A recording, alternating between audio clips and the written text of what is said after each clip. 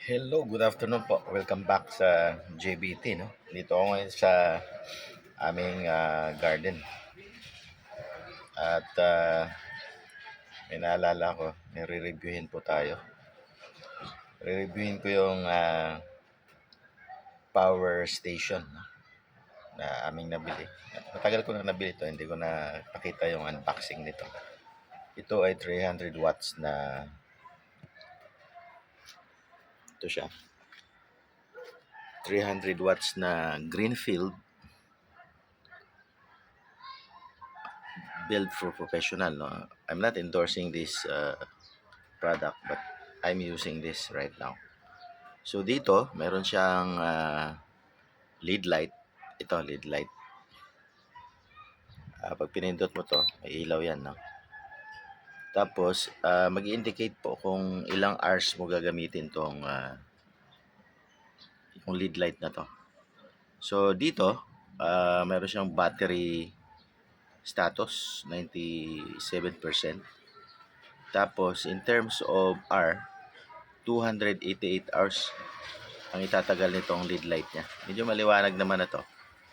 Kasi tapos meron siyang watt indicator. 1 watt ang indicator niya. Ibig sabihin 1 watt lang tong light na to. Lead light to. Tatagal siya no ng 288 hours. So pagka may brownout, pwede mong gamitin to for that months, no? Ilaw kayo sa bahay nyo. Okay, at pag pinatay mo to, may low and high, no? Pagka naka-high siya, 3 watts ang gamit, naka-indicate yung 96.2%,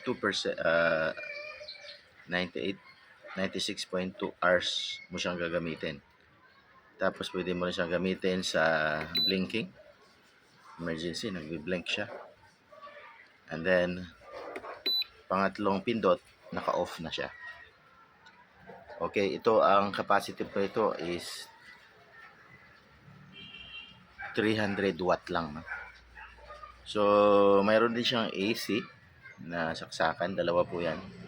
1, 2. So, pinindot mo yung AC na to. Yan, aandar yung AC. So, pwede ka na magsaksak dyan ng any gadget not over 300 watts.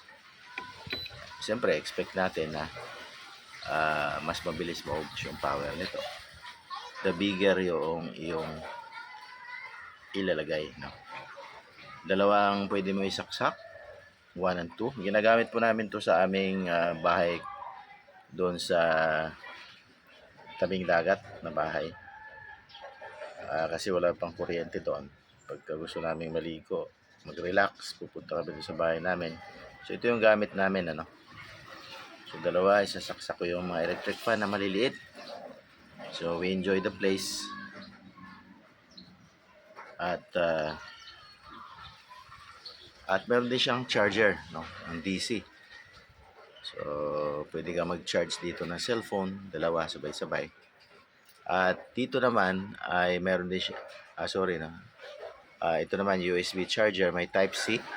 Isang type C tapos yung normal na type. Dalawa, pwede ka rin mag-charge. Ngayon naka-charge ako, nakabukas yung USB. Pwede ka mag-charge dyan.